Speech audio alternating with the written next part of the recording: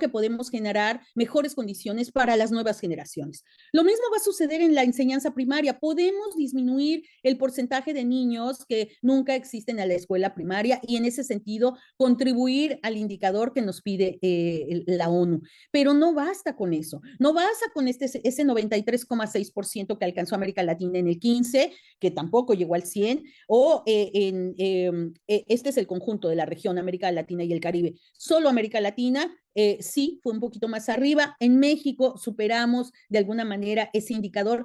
Pero, ¿qué pasa? Nuevamente, yo les invito, queridos y queridas diputadas, diputados, a que vean ese modelo escolar hacia arriba, en proyección hacia adelante. Solo 23% de los niños que en el 2000 ingresaban a la primaria llegaban al egreso de la universidad. Entonces, no solamente es que todos asistan, ¿qué hacemos para retener a los chicos y a las chicas en los distintos, en los distintos momentos de su educación? Vamos al egreso ya de primaria y ahí tenemos la primera merma de 8%, vamos a secundaria, ahí ya 88% de los que solo entran a secundaria. Cuando vamos a los que egresan ya de la secundaria, ahí ya redujimos casi el 30% de aquellos niños que habían entrado en el año 2000. Y lo mismo, si vamos avanzando en el tiempo, estamos viendo que solamente 2 de cada 10 estudiantes que entraron llegaron a terminar sus estudios de licenciatura. Entonces, ahí también no nos podemos quedar solamente con el dato de que todos están, o tampoco podemos quedarnos con el dato de que nadie reprueba, porque ahora nadie reprueba, ¿sí? Esa es una política de que nadie reprueba. ¿Qué es mejor? ¿Que repita el año y que lo entienda bien? ¿O que pase, pero que nunca llegue a tener una licenciatura o una carrera técnica? Porque tampoco podemos también decir, bueno, pues todo el mundo tiene que estudiar licenciatura, pero puede ser carrera técnica. Entonces, esos son como los retos que a mí me gustaría compartir, como esa visión de largo plazo y no solamente el indicador por indicador.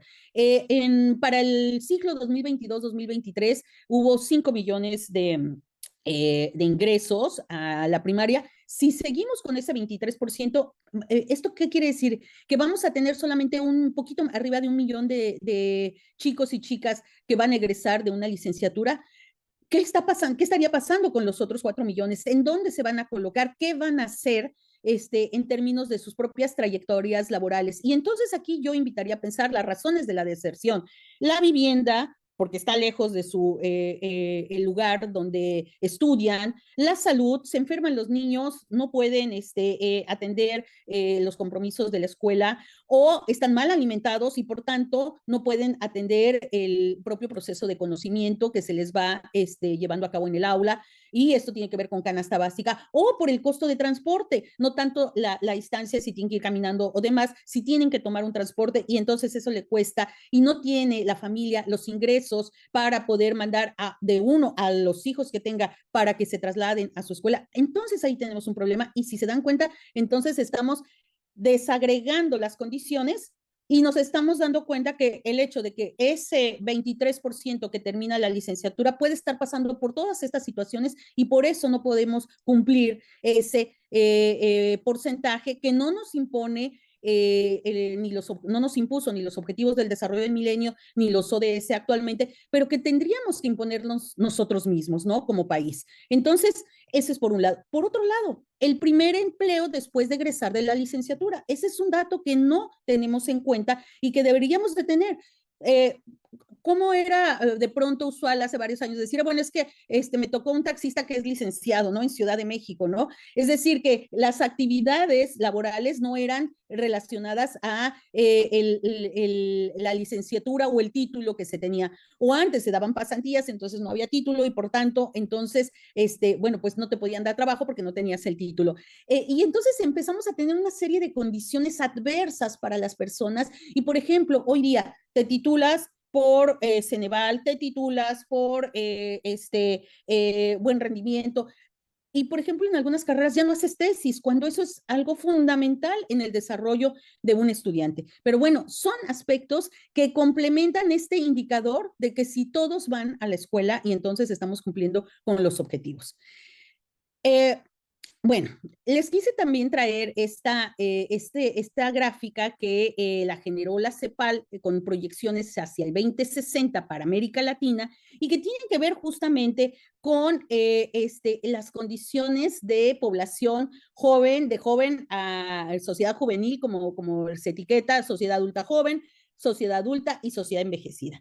Pues nosotros ahorita estamos muy bien, entre 2015 y 2030 estaremos con sociedad juvenil y sociedad adulta joven, pero hacia el 2045 o el 60 ya no vamos a estar en esas condiciones. Y entonces ahí, tenemos que ya ser precavidos en la proyección y lo que estemos pensando en términos de qué queremos para esos jóvenes en los distintos países de América Latina. El caso de México entra entre los 12 que estarían en la fase de sociedad joven adulta hacia el 2045.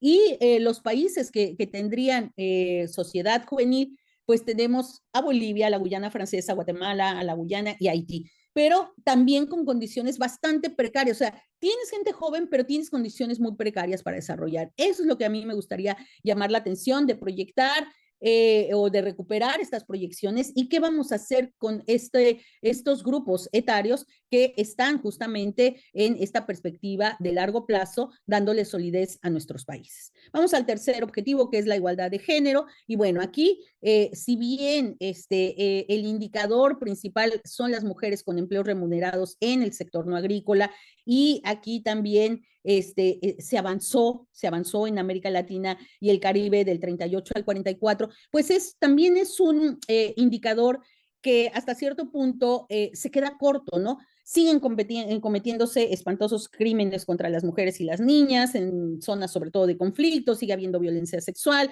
y sigue habiendo una serie de condiciones que no nos ponen en un contexto de igualdad de condiciones. Así que el empleo remunerado como el referente del indicador que nos permite medir ese avance, pues no lo es todo. Tendríamos que completar con tasas de feminicidio, políticas de género por país y por región, también ver las tasas de desempleo, el acceso a la educación, el contexto de familia y comunidad favorable para las niñas y mujeres, el ámbito empresarial, por supuesto, el emprendimiento femenino. Más adelante vamos a ver la cuestión de las pymes y donde el peso de la mujer en el desarrollo de las empresas, sobre todo las más pequeñas, recae en las mujeres, ¿sí? Las empresas familiares como base, sustento de esta gran estructura económica.